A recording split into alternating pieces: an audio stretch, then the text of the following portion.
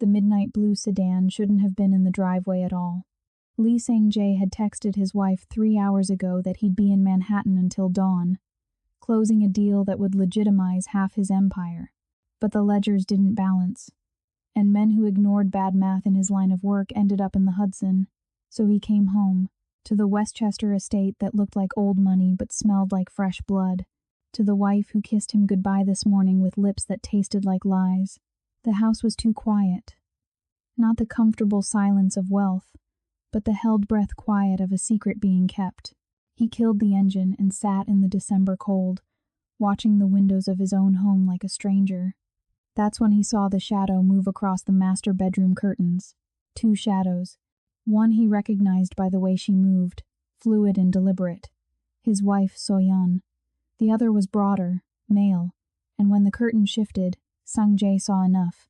The shape of a man's hand against his wife's waist. The tilt of her head, intimate and unguarded in a way she hadn't been with him in over a year. His hand moved to his hip, muscle memory reaching for the cold weight of his gun. He'd killed men for far less than this, but before his fingers found metal, another hand found his wrist.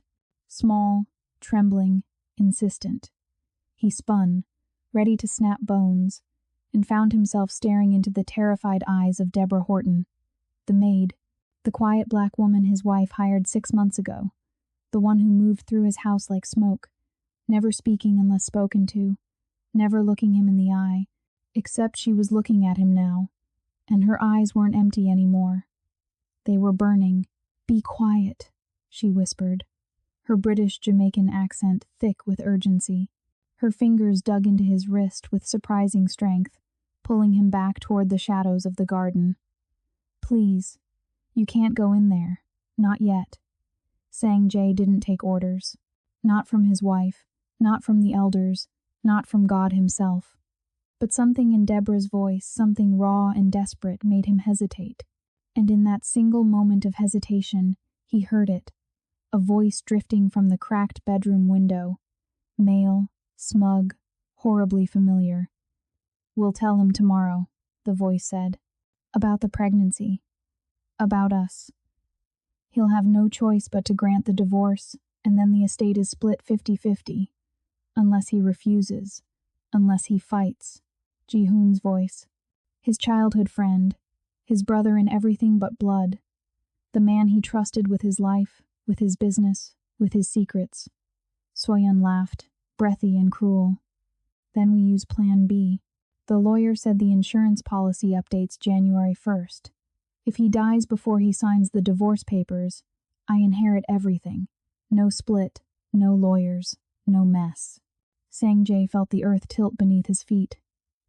But Deborah's hand was still on his wrist, still pulling him backward, away from the house, away from the gun at his hip and the violence screaming in his blood. Her palm was warm against his pulse, and she was shaking so hard he could feel it in his bones. He let her pull him into the darkness. Because something in her fear felt like the only honest thing in his entire world. Hello, lovers of the ruthless and the real. Welcome back to Ruthless Romance Tales, where we don't do fairy tales. We do the kind of love that leaves scars. Before we dive into tonight's storm, I want to say thank you. Thank you for trusting me with your time, your hearts, and your late nights. This story is different. This one is going to hurt in the best way, and I promise you, you've never seen an ending like this before. So buckle up, because Lee Sang-jae and Deborah Horton are about to take you somewhere dark, somewhere beautiful, and somewhere you won't want to leave. Hit that like button like your life depends on it. Subscribe because you're already hooked, and smash that notification bell, because missing what comes next would be a crime. Now let's begin. Deborah's hand didn't let go until they were deep in the garden, hidden behind the stone fountain that hadn't run water since Sang-jae's father died. The December air bit at their skin, but she didn't seem to notice. Her chest was heaving, her breath coming out in short, visible puffs, and Sang-jae realized she wasn't just afraid, she was furious. "Talk," he said, his voice low and lethal. "And this better be the truth, or you're going to regret pulling me away from that bedroom." Deborah's dark eyes met his without flinching, her full lips pressed into a thin line, and even in the shadows, he could see the way her jaw clenched with determination. Her braids were pulled back tight under her white cap, but a few loose strands framed her face, softening the steel in her expression. "I know you don't have any reason to trust me," she said, her voice steady despite the trembling in her hands. "I'm just the maid, just another face you pass in the hallway, but I need you to listen to me right now, because what I'm about to tell you will save your life." Sang Jae's eyes narrowed. He was a man who trafficked in secrets, who read lies in the twitch of an eyebrow, the shift of a shoulder. But Deborah wasn't lying. He could feel it. "You have 30 seconds, he said. She took a breath, and he watched the way her collarbone rose and fell beneath the crisp white collar of her uniform. 2 weeks ago, I was cleaning the study upstairs, the one your wife thinks is always locked. I found a key in the back of the linen closet, and I shouldn't have used it, but I did." She paused, her eyes searching his face for judgment. He gave her none. "Go on. I heard them talking through the air vent. Your wife and Ji-hoon. They didn't know I was there. They never know I'm anywhere." Deborah's voice cracked, just slightly, and Sang Jae saw the flash of pain cross her face before she buried it. "They were talking about killing you, not the affair, not the divorce, murder, and they've been planning it for months." Sang Jae felt his blood turn to ice, but his face remained stone. "Prove it." Deborah reached into the pocket of her uniform and pulled out a small digital recorder, the cheap kind you'd buy at a drugstore. It looked absurd in her trembling fingers, like a weapon disguised as a toy. "I've been recording every conversation I could for the past 2 weeks. Every time they thought they were alone. Every time they forgot I existed." She held it out to him, her dark brown eyes locked on his. "This is everything. The insurance fraud, the fake pregnancy, the poison they're planning to use on New Year's Eve." She swallowed hard, her throat working against the words. "And the fact that Ji-hoon has been sleeping with your wife since last winter." Sang Jae stared at the recorder. His world was collapsing, but his hands were steady as he took it from her. His fingers brushed hers, and the contact sent a jolt through him that had nothing to do with the cold or the rage or the betrayal burning in his chest. "Why?" His voice was barely audible. "Why would you risk this? You don't know me. You don't owe me anything." Deborah looked at him, and for the first time since she'd grabbed his wrist, he saw the vulnerability beneath the fury. Her eyes glistened, but she didn't let the tears fall. "Because 4 months ago," she whispered, "I was standing in the kitchen at 2 a.m, crying so hard I thought I'd break. I'd just gotten off the phone with my sister back in London. She told me our mum had died, and I couldn't afford the flight home for the funeral. I couldn't even afford to take a day off to grieve." She paused, her voice thick with emotion. "And you walked in. You didn't say anything at first. You just stood there in your suit, looking at me like you didn't know what to do with a crying woman in your kitchen. But then you asked me what was wrong. Not as my employer, as a person." Sang Jae remembered that night. He'd come home late from a meeting, exhausted and blood-stained in ways that didn't show. He'd found her in the kitchen, shoulders shaking, trying to muffle her sobs with a dish towel. He'd stood there, awkward and useless, until he finally asked her what hurt. "And you gave me $5,000, Deborah continued, her voice breaking now. "You said it was an advance on my salary, but we both knew it wasn't. You paid for my flight, my hotel, everything. You told me to take as much time as I needed. And when I came back, you never mentioned it again. Never held it over me. Never made me feel like I owed you." A single tear slipped down her cheek, catching the moonlight. "You treated me like I mattered, and I've been watching them plan to take that away from the world. So no, I don't owe you anything. But I refuse to stand by and let them kill the only man in this house who saw me as human." The words hung between them like a vow. Sang Jae felt something crack open in his chest, something he thought he'd buried years ago beneath blood and business and the weight of his father's legacy. He looked at Deborah, really looked at her, and saw the woman who'd been invisible by design. The sharp intelligence in her eyes, the quiet strength in the set of her shoulders. The way she held herself like she was ready to fight even though she was terrified. "Play it," he said quietly. So she did. And as Ji-hoon's voice filled the frozen garden, laughing about the poison, about the insurance money, about how easy it would be to make Sang-jae's death look like a heart attack, Deborah watched his face. She watched the way his jaw tightened, the way his hands curled into fists, the way his eyes went cold and empty, like all the warmth had been drained from his soul. But he didn't explode. He didn't rage. He just listened. And when the recording ended, when the garden fell silent again except for the sound of their breathing, he looked at her and said the last thing she expected. "Thank you."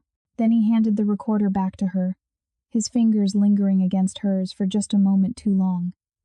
"Now," he said, his voice soft and dangerous, "you're going to tell me everything you know, every detail, every conversation, every plan, and then we're going to destroy them both."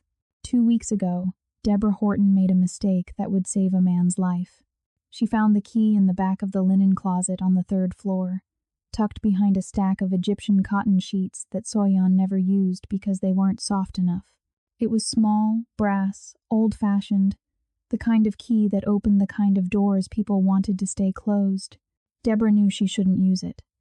6 months of working in the Lee household had taught her the cardinal rule: see nothing, hear nothing, speak nothing. Invisible was safe. Invisible paid the bills. Invisible kept her visa valid and her sister's university tuition covered back in London. But Deborah had never been good at following rules that didn't make sense. The study door opened without a sound, and the room beyond stole her breath. Floor-to-ceiling bookshelves lined 3 walls, packed with leather-bound volumes in Korean, English, and languages she didn't recognize. A massive desk dominated the center, its surface empty except for a single lamp and a framed photograph. Sang-jae and another man, younger, laughing with their arms around each other's shoulders. Brothers in everything but blood. Ji-hoon. Deborah had seen him around the estate a dozen times. Always impeccably dressed, always smiling, always whispering things to Soyeon that made her laugh in that particular way that set Deborah's teeth on edge. She moved through the study quickly, dusting the shelves, the desk, the windowsill. She was reaching for the lamp when she heard it. Voices, drifting up through the air vent in the floor. Female and male, close, intimate. Deborah froze. "The lawyer says we need to wait until after January 1st, Soyeon's voice said, crisp and businesslike. "The insurance policy updates automatically. Double indemnity. 50 million if he dies in an accident." Deborah's heart stopped. "And you're sure about the poison?" Ji-hoon's voice this time uncertain. "Your husband isn't stupid, Soyeon. He survived 3 assassination attempts from the Park Syndicate. What makes you think he won't see this coming?" Soyeon laughed, and the sound was like glass shattering. "Because he trusts me. He doesn't love me anymore, hasn't touched me in over a year, but he trusts me, and that's all we need." Deborah's hands started shaking. The duster fell from her fingers and hit the hardwood floor with a soft thud that sounded like thunder in the silence. The voices below stopped. "Did you hear that?" Soyeon asked. Ji-hoon's response was muffled, but Deborah didn't wait to hear it.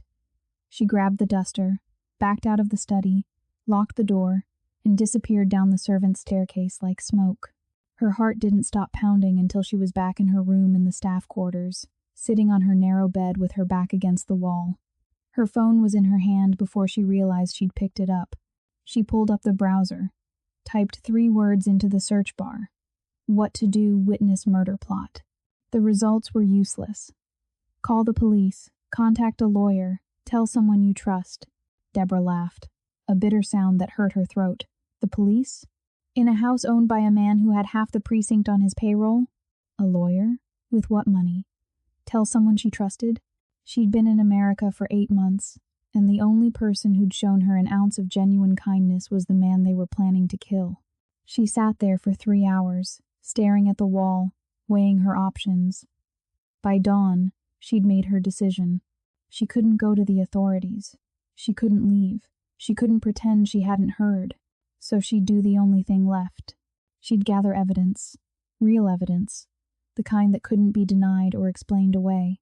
The next morning, Deborah walked into a small electronics shop in the city and bought a digital voice recorder with the last of her savings. She told the clerk it was for recording lectures. He smiled and wished her luck with her studies. Deborah smiled back and thought about poison and insurance policies, and the way Sanjay had looked at her that night in the kitchen, like her pain actually mattered. 2 weeks, she told herself. 2 weeks to get enough evidence to prove what they were planning. Then she'd decide who to tell. She just didn't expect Sanjay to come home early and force her hand. Sanjay didn't go back into the house that night. Instead, he drove Deborah to a place she never expected, a 24-hour diner on the edge of the city, where the coffee was burnt and the waitress didn't look twice at a Mafia boss and his maid sitting in a corner booth at 2 a.m. "Play it again," he said. Deborah pressed play on the recorder for the 4th time. She watched his face as Jihoon's voice filled the space between them, talking about dosages and timing and how the toxin would mimic a heart attack so perfectly that no autopsy would catch it. Sanjay's expression never changed. He sat perfectly still, hands folded on the table, eyes fixed on the recorder like it was a bomb he was trying to defuse. But Deborah noticed the small things. The way his jaw tightened when Soyeon laughed. The way his ninganals went white when Jihoon said his name with such casual contempt. The way his breathing slowed, became controlled, like he was physically restraining himself from violence. When the recording ended, he reached across the table and turned it off. "How many recordings do you have?" he asked quietly. 7, Deborah said. "Different conversations, different rooms, all saying the same thing. They want you dead, and they've planned it down to the minute." Sanjay nodded slowly. His eyes lifted to hers, and for the first time since she'd grabbed his wrist in the garden, she saw something other than rage in them. She saw exhaustion. Deep, bone-tired exhaustion. "Why didn't you go to the police?" he asked. Deborah almost laughed. "With respect, sir, half the police in Westchester are on your payroll. The other half wouldn't believe a foreign maid accusing a respected socialite and her business partner of conspiracy to commit murder. I'd be deported before I finished giving my statement." "Smart," Sanjay said. Then his eyes sharpened. "So what did you think you were going to do with these recordings?" Deborah hesitated. The truth was, she hadn't known. She'd been gathering evidence on instinct, on the desperate hope that somehow, when the moment came, she'd figure out how to use it. "I was going to give them to you," she said finally. "Tonight was supposed to be the night. I was going to slip the recorder into your office with a note, but then you came home early, and I panicked, and grabbed my wrist instead of letting me walk in there and shoot them both." "Yes." Sanjay studied her for a long moment. The diner was nearly empty. Just them and a drunk in the corner booth and the tired waitress refilling coffee that no one was drinking. Outside, snow had started falling again, thick and heavy, turning the world white. "You saved my life tonight," he said quietly. Deborah shook her head. "I just stopped you from walking into a trap. They would have claimed self-defense. You, the violent gangster, catching your wife with another man and flying into a rage. Jihoon would have been the hero who tried to protect her. The police would have found the planted evidence in your office, the financial records they've been doctoring for months. You'd be dead or in prison, and they'd have everything." Sanjay's eyes widened slightly. "How do you know about planted evidence?" "Because I clean your office," Deborah said. "And 3 days ago, I noticed files that weren't there before, financial documents with your signature. But the ink was too fresh, the paper too crisp. I didn't understand what they meant until I heard them talking about framing you for embezzlement." Sanjay leaned back in the booth, and for the first time that night, he smiled. It wasn't a kind smile. It was the smile of a predator who just realized his prey had made a fatal mistake. "You're wasted as a maid," he said. Deborah felt heat rise to her cheeks. "I'm a graduate student, actually. Or I was. Before my visa situation got complicated." "What did you study?" "Forensic accounting." Sanjay's smile widened. "Of course you did." He leaned forward, his eyes locked on hers. "Here's what's going to happen, Deborah Horton. You're going to help me destroy them. Not with bullets. Not with violence. With evidence so airtight that when I'm done, they'll beg for prison just to escape what I have planned. Deborah's heart hammered in her chest. And what do I get out of this? Sang-jae's expression softened, just slightly. Your visa. Fully legal. Fully permanent. A job if you want it. And my word that you'll never be invisible again. Deborah looked at the man across from her. The man who'd paid for her mother's funeral. The man whose wife wanted him dead. The man who was offering her everything she needed in exchange for helping him commit calculated revenge. She should have been afraid. She should have run. Instead, she held out her hand. Deal. They went back to the estate at dawn. Sang-jae parked 3 blocks away and they walked through the service entrance like ghosts. Deborah still in her uniform, Sang-jae in the same clothes he'd worn to Manhattan. To anyone watching, he was just coming home from his business trip. She was just the maid starting her morning shift. No one could know they'd spent the night planning a war. Your wife will expect you to act normal, Deborah whispered as they stood in the kitchen. She was making coffee with hands that had finally stopped shaking. Can you do that? Sang-jae leaned against the counter, watching her move. I've been pretending my marriage wasn't dead for 2 years. I can pretend for 2 more weeks. 2 weeks? New Year's Eve. That's when they're planning to kill me at the annual gala, which means we have 13 days to build a case, secure the evidence, and make sure that when they try to poison me, the only thing they'll be drinking is their own destruction. Deborah poured coffee into 2 cups, her mind already racing through logistics. We need to access your wife's computer. Her phone, bank records, everything, already done. Sang-jae pulled out his own phone and showed her a screen filled with folders. I have access to everything in this house. Security cameras, digital files, even the messages she thinks she deleted. Deborah stared at him.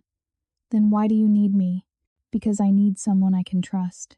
His voice was quiet, almost vulnerable. Everyone in my world has an angle, Deborah. Everyone wants something.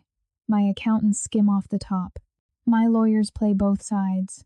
My own brother, he spat the word like poison, has been sleeping with my wife for a year.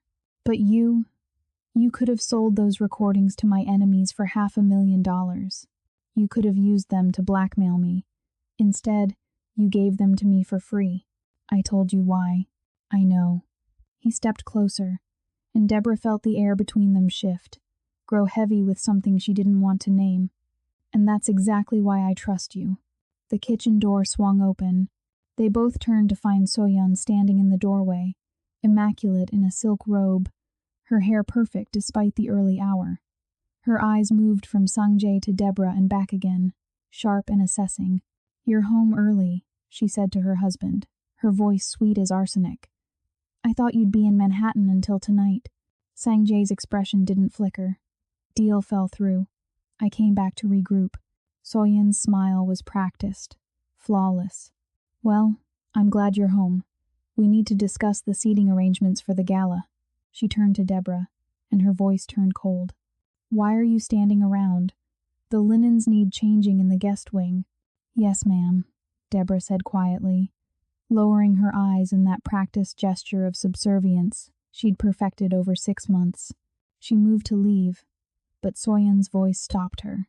Actually, Deborah, I've been meaning to talk to you.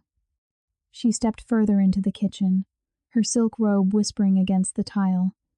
I'm thinking of hiring additional staff for the gala, which means your hours will be reduced after New Year's. Significantly reduced. Deborah's blood ran cold. She understood the subtext perfectly. After New Year's, after Sang-jae was dead, Soyeon would fire her. The only witness to her comings and goings, the invisible maid who saw too much, would be eliminated. Not with poison, but with deportation. I understand, ma'am, Deborah said. Good. Soyeon smiled. It's nothing personal, just budgetary concerns. Sang-jae set his coffee cup down with a sharp click. Actually, I've been thinking of promoting Deborah. Both women turned to stare at him. Soyeon's smile froze. Excuse me? We need someone to manage the household accounts. Someone detail-oriented.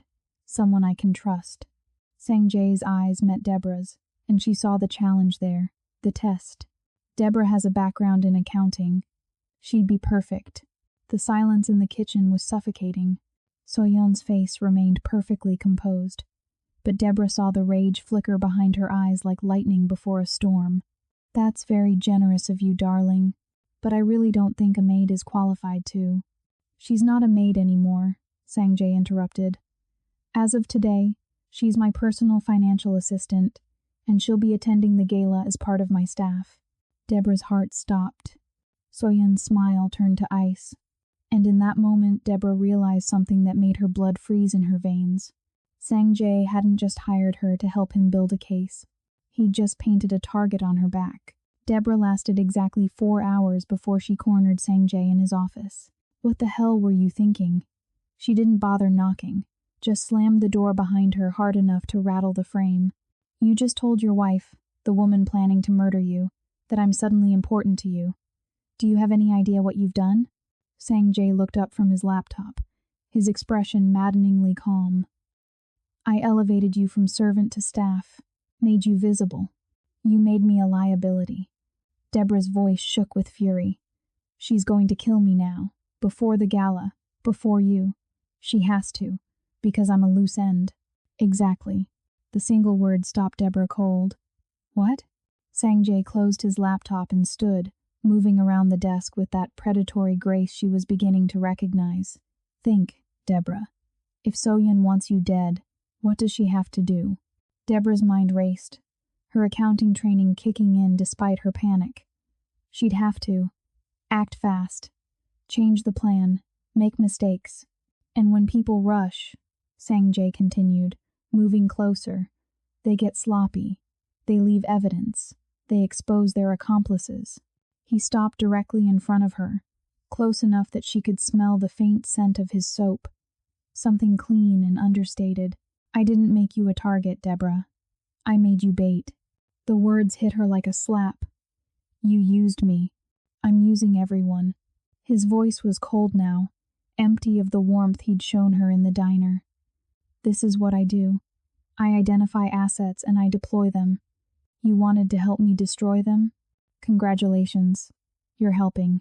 Deborah stared at him, feeling something crack inside her chest. The man who'd paid for her mother's funeral suddenly looked like exactly what he was. A criminal who'd built an empire on manipulation and violence. She'd been so focused on saving him that she'd forgotten the most important rule. Monsters don't stop being monsters just because they're kind to you once. "I want out," she said quietly. "No." The word was absolute. Final. "You don't get to decide that," Deborah said, her voice rising. "Actually, I do." Sang-jae's eyes were black and empty. "You involved yourself the moment you started recording my wife. You think you can just walk away now? Go back to London and pretend you never heard anything?" His laugh was bitter. "You're naive, Deborah, but you're not stupid. You know too much. Which means you're either with me, or you're a problem I need to solve." The threat hung in the air between them, ugly and undeniable. Deborah felt tears burn her eyes, but she refused to let them fall. "I trusted you. That was your first mistake." The office door opened without warning. Ji-hoon stood in the doorway, his expression pleasant and utterly empty of warmth. His eyes moved from Sang-jae to Deborah, lingering on the small space between them, the tension crackling like electricity. "Am I interrupting?" he asked smoothly. "No," Sang-jae said, his voice returning to that practiced neutrality. "Deborah was just leaving. We were discussing her new responsibilities." Ji-hoon's smile widened. "Ah, yes, the promotion. So-yeon told me. Very unexpected." He stepped into the office, and Deborah felt the walls close in. "I didn't realize we were hiring from the cleaning staff." "Deborah has skills I need," Sang-jae said. "I'm sure she does." Ji-hoon's eyes crawled over Deborah in a way that made her skin feel contaminated. "Though I have to wonder what other skills she might be offering to earn such a rapid promotion." The implication was clear, disgusting. Sang-jae's jaw tightened. "Watch yourself." "I'm just curious, brother." Ji-hoon moved closer to Deborah, invading her space with deliberate intimidation. "After all, you've been so distant from So-yeon lately. A man has needs, and she is quite pretty, for the help. Deborah's hand moved before her brain caught up. The slap echoed through the office like a gunshot. Ji-hoon's head snapped to the side. When he looked back at her, his eyes were filled with something dark and promising violence. "You just made a very serious mistake," he said softly. "No," Deborah said, her voice steady despite the terror flooding her veins. "You did, by assuming I'd stay quiet while you insult me." Ji-hoon smiled, touching his reddening cheek. "Spirit, I like that." He glanced at Sang-jae. "You should train your pets better, brother, before someone puts them down." He left, closing the door with ominous gentleness. Deborah turned to Sang-jae, expecting anger, expecting consequences. Instead, he was smiling. "What?" she demanded. "He's going to try to kill you now," Sang-jae said. "Tonight, probably. Which means we finally get to see who's really pulling the strings." Deborah didn't sleep that night. She sat in her small room in the staff quarters with the lights off and a kitchen knife under her pillow, listening to every creak of the old house settling, every footstep in the hallway outside her door. At 3 a.m, her phone buzzed. A text from an unknown number. "Roof garden. Now. Come alone." Her first instinct was to ignore it. Her second was to call Sang-jae.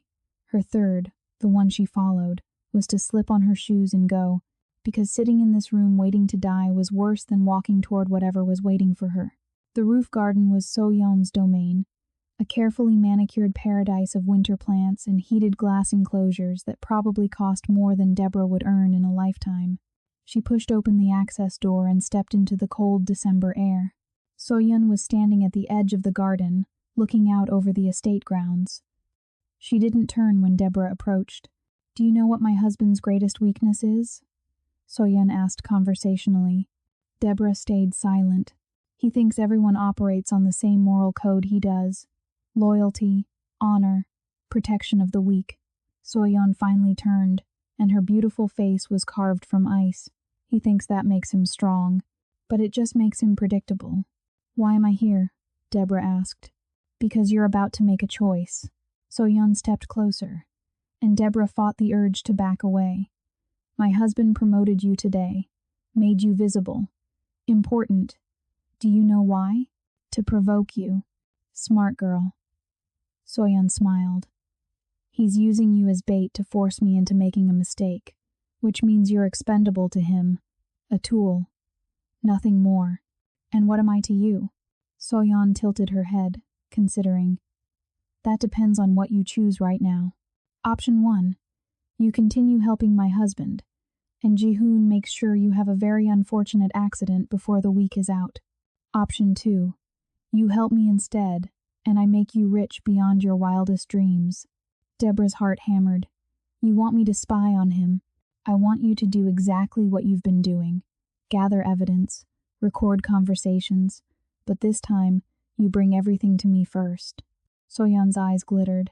"I know my husband has access to my computer, my phone, but he doesn't have access to yours. You could be feeding him false information while giving me the truth. And when this is over, when he's dead and I have everything, I'll give you $2 million and a first-class ticket anywhere in the world you want to go. $2 million. Deborah's entire body went numb. That was more money than she'd see in 10 lifetimes of scrubbing floors and changing linens. "Why would you trust me?" Deborah asked carefully. "Because you're smart enough to know which side is winning." So-yeon stepped even closer, and Deborah could smell her perfume, something floral and suffocating. "My husband is a dying empire, Deborah. He's been trying to go legitimate for 3 years, and it's bleeding him dry. His enemies smell weakness. His allies are abandoning him. In 6 months, with or without my help, he'll be dead or in prison. I'm just accelerating the inevitable. And Ji-hoon will be dealt with after." So-yeon's smile was sharp as a blade. "Did you really think I'd let him live? He's useful now, but men like him don't share power. Once I have the estate, the accounts, the empire, Ji-hoon becomes another unfortunate accident." Deborah's mind spun. This was the 4th plot twist in less than 24 hours, and she was losing track of who was betraying whom. "I need time to think," Deborah said. "You have until tomorrow night. Soyun turned back to the view. After that, I'll assume you've chosen my husband, and I'll handle you accordingly. Deborah walked back to her room on shaking legs. She locked the door, sat on her bed, and pulled out her phone with trembling fingers. She didn't call Sang-jae. Instead, she opened her banking app and stared at the balance. $342. Everything she had left in the world after 6 months of saving every penny. $2 million. She thought about her sister's university tuition, about the flat in London she'd never be able to afford, about the fact that Sang-jae had called her an asset to be deployed, had used her as bait without asking, had threatened her when she wanted to leave. He'd been kind to her once. Once. That didn't make him a good man. It just made him a monster with one moment of humanity. Deborah closed her eyes and made a decision that would damn them all. Deborah went to Sang-jae's office at dawn and told him everything. She watched his face as she recounted the rooftop meeting, Soyun's offer, the $2 million, the revelation that Soyun planned to kill Ji-hoon after killing him. She watched for anger, for betrayal, for some flicker of the cold threat he'd shown her yesterday. Instead, he laughed. It wasn't a cruel laugh. It was genuine, almost relieved, and it confused her more than anything else he'd done. She offered you $2 million, he said, leaning back in his chair. That's actually more than I expected. She must be desperate. You're not angry I didn't immediately refuse? Why would I be angry? Sang-jae stood and moved to the window, looking out over the estate grounds where the sun was just beginning to burn through the December fog. You came to me instead of taking her deal. That tells me everything I need to know. Maybe I'm playing both sides, Deborah said quietly. Maybe I'm telling you this to earn your trust while planning to betray you later. Are you? No. Then we're fine. He turned back to her, and his expression was softer than she'd seen since the diner. I owe you an apology for yesterday. The bait comment. The threats. That was fear talking. Deborah blinked. I'm sorry, what? Fear. Sang-jae moved closer, and she saw something raw in his eyes. For the first time in my life, I have something I actually care about losing. Not money, not power, not even my life. You, and that terrified me, so I tried to push you away by making you hate me. The words hit her like a physical blow. You barely know me. I know you risked everything to save a man you had no reason to save. I know you have a sister you'd die for, a mother you couldn't bury properly, and a degree you couldn't finish because the world is cruel to people like us. Sang-jae's voice was quiet, intense. I know you slapped Ji-hoon yesterday when any sane person would have stayed silent. And I know that when Soyun offered you more money than you'll ever see again, you chose me anyway. I chose survival, Deborah whispered. Not you. Same thing. He smiled, sad and knowing. In my world, they always are. The moment hung between them, charged with something Deborah didn't want to acknowledge, something that felt dangerous and inevitable and completely insane, given that his wife was planning to murder him in 9 days. What do I tell Soyun? She asked, forcing herself back to practical matters. Tell her yes. Deborah's stomach dropped. What? Tell her you'll spy for her. Feed her false information. Make her think she's winning. Sang-jae's eyes glittered with cold intelligence. Because here's what you don't know yet, Deborah. I've been 3 steps ahead of them since before you even found that key. What are you talking about? Sang-jae pulled out his phone and showed her a video file. Security footage from the study, dated 3 weeks ago. In it, Soyun and Ji-hoon stood close together, whispering about poison and insurance policies and making it look like an accident. You already knew, Deborah breathed. I've known for 2 months. He pocketed the phone. I have cameras in every room of this house, Deborah. Hidden ones that even the security company doesn't know about. I've been recording everything, documenting everything, building a case so airtight that when I'm done, they won't just go to prison. They'll disappear into holes so deep their own mothers won't remember their names. Then why did you need me? Deborah's voice cracked. Why let me think I was saving you when you were never in danger? Because I needed someone on the inside they'd trust. Someone they'd try to flip. Sang-jae's expression was almost apologetic. And because I needed to know if you'd choose money or morality when the moment came. Most people choose money, Deborah, you didn't. That makes you rare. Deborah felt sick. So this was all a test. No. His hand reached out, hovering near her face but not quite touching. It started as a test, but somewhere between the diner and right now, it became something else entirely. What? The office door burst open. Ji-hoon stood there, face pale, phone clutched in his trembling hand. His eyes were wild, unfocused. "So-yeon's dead," he gasped. The words sucked all the air from the room. "What?" Sang-jae moved toward him. "What are you talking about?" Her car went off the bridge on Route 9, 20 minutes ago. Ji-hoon's voice broke. "They said she died on impact." The police came within the hour. 2 detectives, one older with silver hair and tired eyes, one younger with the eager sharpness of someone still trying to prove himself. They sat in the living room while Sang-jae answered questions with the perfect balance of shock and grief. Deborah watched from the doorway, invisible again in her uniform, and felt the world tilt sideways. So-yeon was dead. The woman who'd offered her $2 million less than 6 hours ago was now a corpse being pulled from the wreckage of her Mercedes. "Brake failure," the older detective said, his voice professionally sympathetic. "We'll know more after the full investigation, but preliminary assessment suggests mechanical failure. Sometimes these things happen, even with luxury vehicles." Sang-jae nodded slowly, his face a mask of devastated calm. "When can I see her?" "The morgue will contact you once they've completed the examination." The detective stood, offered his card. "I'm very sorry for your loss, Mr. Lee. We'll be in touch."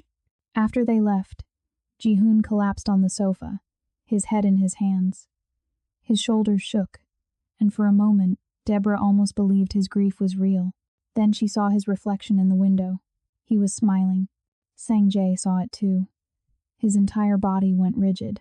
"Get out," Sang-jae said quietly.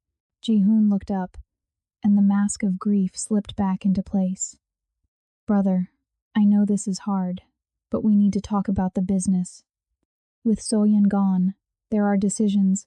I said get out. Something in Sang-jae's voice made even Ji-hoon pause. He stood slowly, smoothing his suit. "Fine.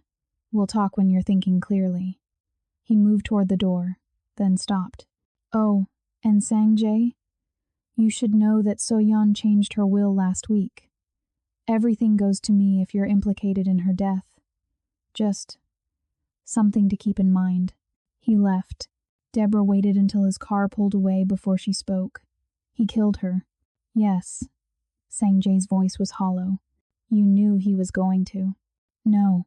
Sang-jae turned to face her, and she saw something broken in his eyes.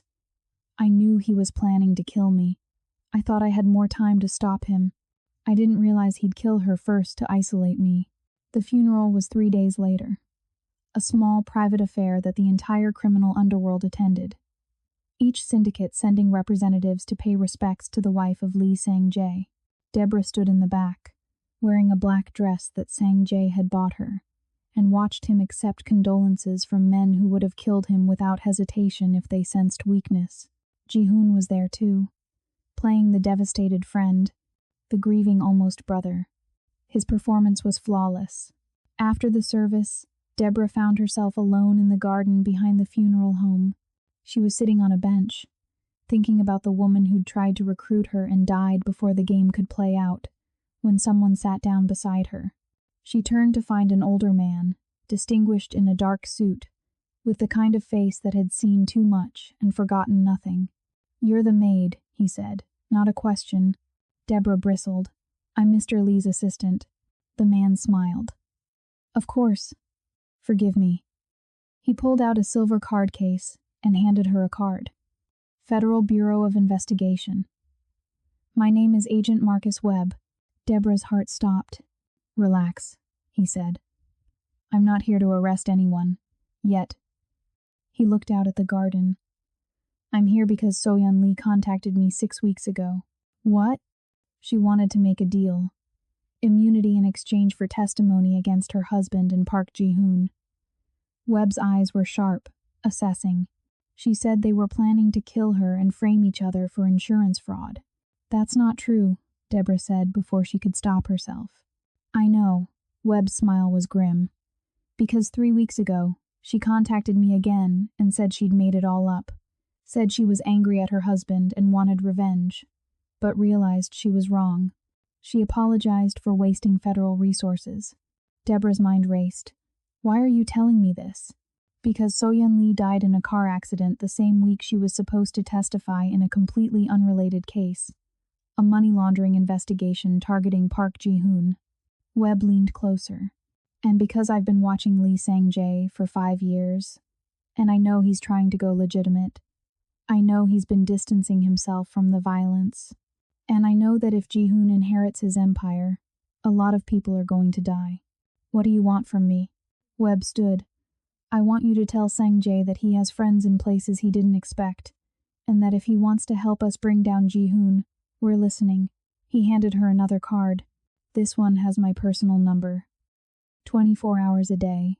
He walked away, leaving Deborah alone with 2 business cards and the terrifying realization that the game was far more complicated than she'd understood. That night, she gave Sang-jae the cards and told him everything. He stared at them for a long time before speaking. Ji-hoon set her up. What? The FBI contact. The changed testimony. Ji-hoon fed So-yeon false information to make her look unstable. Then he killed her and made it look like an accident. Sang-jae's hands curled into fists. He's been planning this for months. Longer. And I was so focused on their affair and the poison plot that I didn't see the real game. What was the real game? Complete control. Sang-jae looked at Deborah with exhausted eyes. Ji-hoon didn't just want my empire. He wanted to destroy me first. Make me look guilty of So-yeon's death while he played the innocent victim. Then step in as the hero who holds everything together. Can you prove it? Not yet. But I have something Ji-hoon doesn't know about. What? You. Sang-jae led Deborah to a room she'd never seen before. Behind a false panel in his office was a steel door with a biometric lock. Inside was a space that looked like a cross between a server room and a war room. Screens lined the walls, displaying security feeds, financial data, encrypted communications.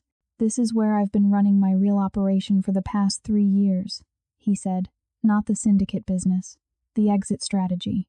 Deborah stared at the screens. What am I looking at? Evidence. 3 years' worth. Every transaction, every conversation, every crime committed by every member of my organization. Sang-jae moved to a keyboard and pulled up files, including Ji-hoon. He doesn't know I've been documenting everything, building a case not just against him, but against the entire network. Why? Because I'm tired, Deborah. Sang-jae's voice cracked. I inherited this empire when I was 23 years old. My father died and left me a kingdom built on blood. And I've spent 15 years trying to figure out how to walk away from it without getting killed. This is how. I give the FBI everything. Everyone goes down except me, because I'm the one who delivered them. Witness protection, Deborah breathed. Better. Full immunity in exchange for dismantling the entire East Coast Syndicate network. Sang-jae pulled up another file. I've been negotiating with the FBI for 18 months. Agent Webb was my contact. But then So-yeon found out about some of the financial transfers, and she thought I was stealing from the organization. That's why she started planning to kill me. She thought I was betraying the syndicate for personal gain, not realizing I was trying to burn it all down. And Ji-hoon figured it out 3 months ago. Found one of my encrypted communications. Sang-jae's jaw tightened. He's been playing me ever since. The affair with So-yeon, the poison plot, all of it was designed to distract me, while he positioned himself to take over after I either died or went to prison. He used So-yeon as a pawn, fed her just enough truth to make her dangerous, then eliminated her when she became a liability. So he's not just a cheater and a murderer. Deborah felt sick. He's a mastermind. He learned from the best. Sang-jae's smile was bitter. I trained him, taught him everything I know, and now he's using it to destroy me. What's your plan? Sang-jae pulled up a new screen. This shows Ji-hoon's personal accounts. He's been siphoning money from the syndicate for 2 years, setting up his own network, preparing to break away. If I can prove he killed Soyeon and frame it as a hostile takeover attempt, the elders will turn on him. They don't tolerate internal warfare. It threatens everyone's profits. Can you prove he killed her? Not directly. But I have the next best thing. Sang-jae opened a video file. Security footage from a garage 3 blocks from the estate, dated the morning of Soyeon's death. In it, a figure in dark clothes approached Soyeon's car, spent 7 minutes underneath it, then left. The figure's face was hidden, but when he stood up, the body language was unmistakable. Ji-hoon. You had cameras following him, Deborah whispered. I've had cameras following everyone for 3 years. Sang-jae closed the file. But this footage alone isn't enough. A good lawyer would argue the figure could be anyone. We need more. We need Ji-hoon to confess, or we need a witness who can testify to his intent. Where are you going to find that? Sang-jae turned to look at her, and Deborah felt ice slide down her spine. He's going to come after you next, Sang-jae said quietly. You're the last loose end. The only person besides me who knows about the recordings, the plots, everything. He has to eliminate you before he makes his final move. You want to use me as bait. Again. I want to give you a wire and let him incriminate himself. Sang-jae stepped closer. I know I've asked too much of you already. I know you have every reason to walk away. But Deborah, if Ji-hoon wins, he becomes the next generation of everything I've been trying to end. More violence, more death, more people like you getting caught in the crossfire. And if I say no, then I'll find another way. It'll take longer, and more people might die. But I'll find another way. His eyes were steady, honest. I won't force you into this. You've already saved my life once. I have no right to ask you to risk it again. Deborah thought about the woman she'd been 6 months ago. Invisible. Safe. Poor but clean. She thought about the $2 million she'd turned down because something in her still believed in doing the right thing. She thought about the man in front of her, who'd killed no one but was trying to bring down an empire from the inside, who'd paid for her mother's funeral, who was offering her a choice instead of an order. What do I have to do? She asked. Sang-jae exhaled, relief and regret mixing in his expression. Wear the wire. Let Ji-hoon approach you. He'll threaten you, try to recruit you, or try to kill you. Any of those options give us what we need. And you'll be listening the whole time? Every second. The moment you're in danger, I pull you out. Deborah nodded slowly. When? Tomorrow night. There's a memorial dinner at the estate. Private. Just the inner circle. Ji-hoon will make his move then, when he thinks he has privacy and control. What makes you so sure? Because that's what I would do. Sang-jae's smile was grim, and I taught him everything. The next evening, Deborah stood in front of her mirror, adjusting the tiny microphone hidden in her necklace. Her hands were shaking. The black dress Sang-jae had given her for the funeral felt like armor now, like war paint. There was a soft knock on her door. Come in, she called. Sang-jae entered, and for a moment, they just looked at each other. He was in a dark suit, looking every inch the dangerous man he was born to be, but his eyes were soft when they met hers. You don't have to do this, he said quietly. Yes, I do. Why? Because you were right. If I walk away now, more people die, and I've already chosen what side I'm on. Deborah touched the necklace. Besides, someone has to make sure you don't get yourself killed before you finish what you started. Sang-jae crossed the room in 3 strides and pulled her into his arms. The embrace was sudden, desperate, and Deborah felt something break open in her chest.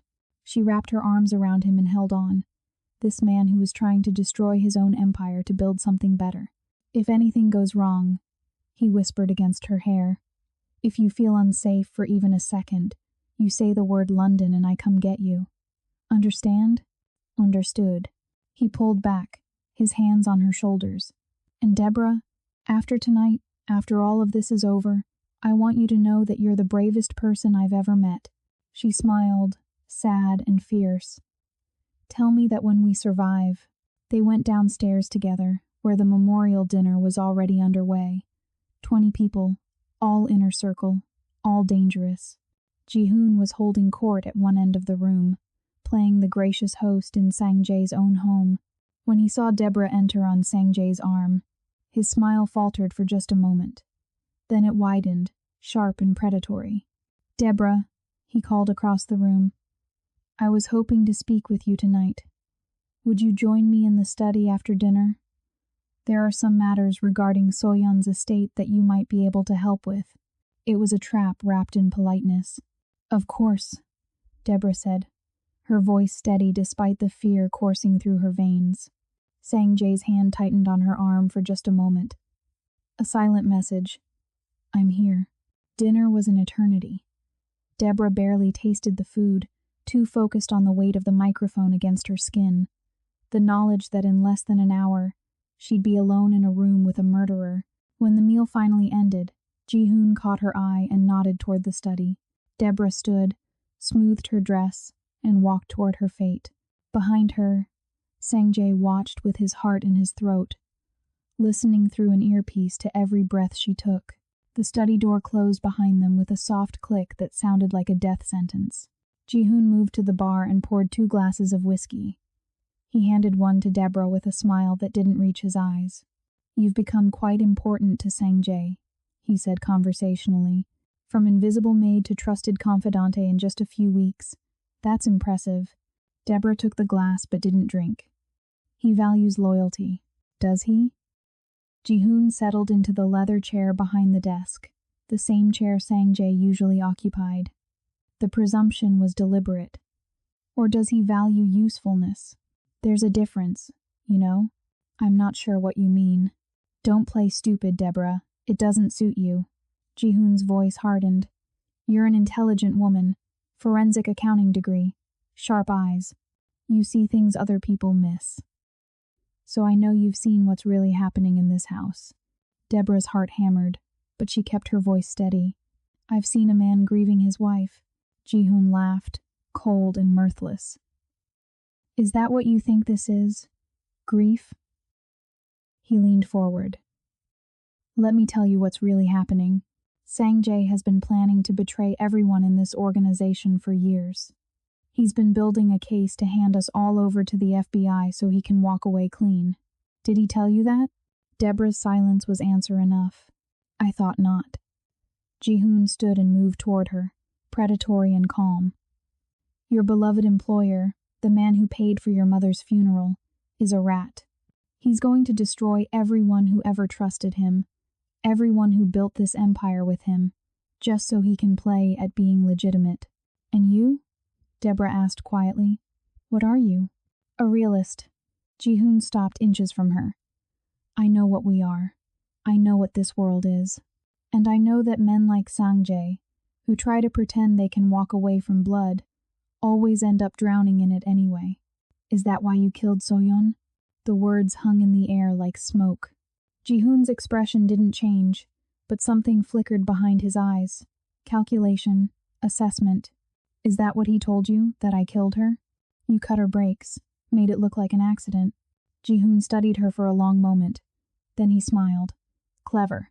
He's using you to get me to confess." He moved back to the bar, poured himself another drink. "Is he listening right now? Hidden microphone? Wire?" Deborah's blood turned to ice. "It's fine." Ji-hoon waved a hand dismissively. "I expected it. In fact, I'm counting on it." He raised his glass toward the walls, toward whatever cameras or microphones he assumed were there. "Hello, brother. Enjoying the show?"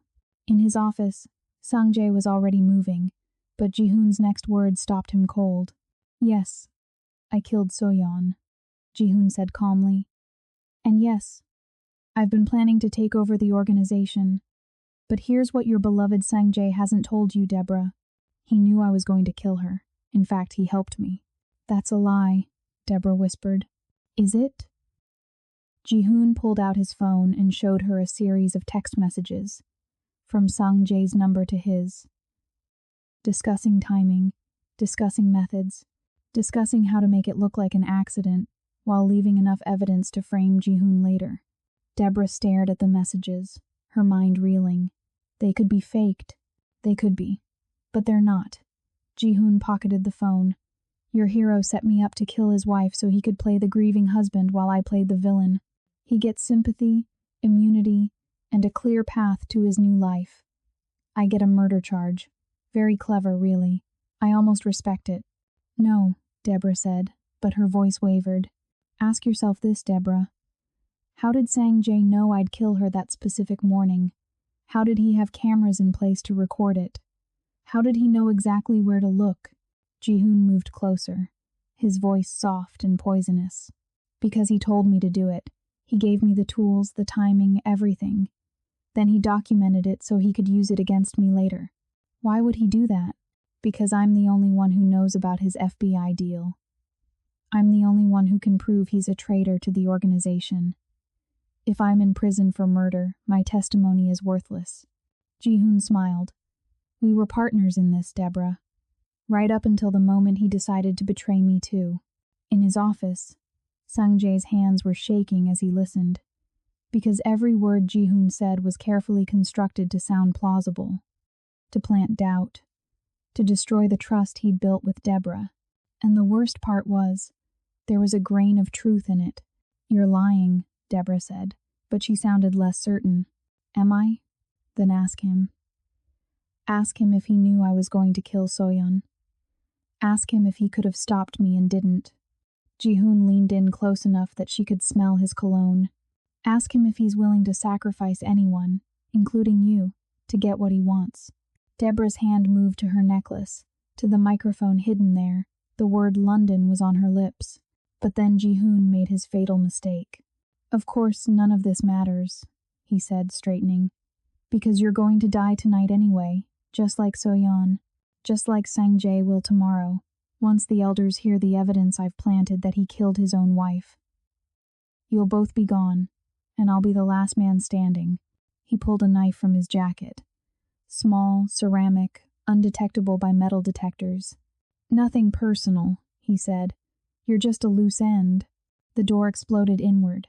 Sang-jae came through like a storm, and behind him were Agent Webb and 4 federal agents with guns drawn. FBI, freeze! Ji-hoon lunged for Deborah anyway, the knife flashing in the light. Sang-jae hit him like a freight train, slamming him into the bookshelf hard enough to crack wood. The knife clattered to the floor. They went down in a tangle of limbs and rage, and Deborah watched as Sang-jae, who'd been trying so hard to walk away from violence, unleashed 15 years of betrayal and fury on the man he'd once called brother. The agents pulled them apart. Ji-hoon was laughing, blood streaming from his nose. You think this changes anything? You think they'll believe you over me? I'll tell them everything. Sang-jae, the FBI deal, the setup, how you manipulated me into killing her. Go ahead, Sang-jae said quietly. Agent Webb held up a phone, showing a recording in progress. Because we just got your full confession. Voluntary admission of murder, premeditated, with intent to commit additional murders. He smiled, cold and final. You did this to yourself. Ji-hoon's face went white as the realization hit him. The whole dinner, the private conversation. It wasn't just about getting a confession. It was about getting him to reveal the truth in a way that couldn't be twisted or manipulated. You set me up, Ji-hoon whispered. No, Sang-jae said. I gave you the opportunity to confess. You chose to threaten an innocent woman instead. There's a difference. As the agents dragged Ji-hoon away, still screaming threats and promises of revenge, Deborah stood frozen in the middle of the study. Sang-jae approached her carefully, like she might shatter. The things he said? She whispered. About you knowing. About you helping him. I knew he was planning something, Sang-jae admitted. I had suspicions, but I didn't know it would be that morning, and I didn't give him tools or instructions. The messages he showed you were fabricated. I had my tech team verify it while you were in here. He paused. But Deborah, I did have a choice. When I suspected what he might do, I could have warned Soyeon, and I didn't. Why not? Because she would have warned him, and he would have disappeared, and more people would have died. Sang-jae's voice cracked. I chose to sacrifice one person to save many. That's the calculation I made, and I'll live with that for the rest of my life." Deborah looked at him, this man who'd saved her and used her and tried to do the right thing in the most terrible way possible. "Are you a good man?" she asked. "No," he said simply. "But I'm trying to be better than I was." Agent Webb approached them, pocketing his phone. "We have enough to put Ji-hoon away for life. And with your testimony, Mr. Lee, we can dismantle the entire syndicate network. Your immunity deal stands. You're free." "What happens now?" Deborah asked. "Now," Webb said, "you both disappear for a while. Witness protection until the trials are over. New identities, new lives. After that, you're on your own." 6 months later, a woman named Maya Williams walked along the Vancouver harbor at sunset.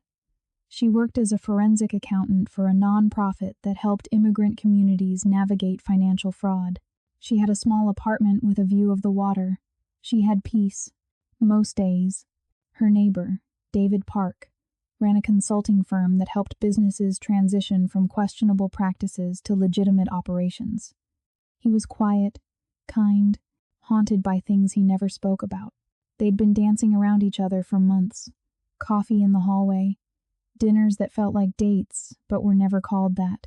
Conversations that skirted around the truth of who they'd been and what they'd done. One evening, as they sat on her balcony watching the sun set over the harbor, David finally spoke. "Do you think we deserve this?"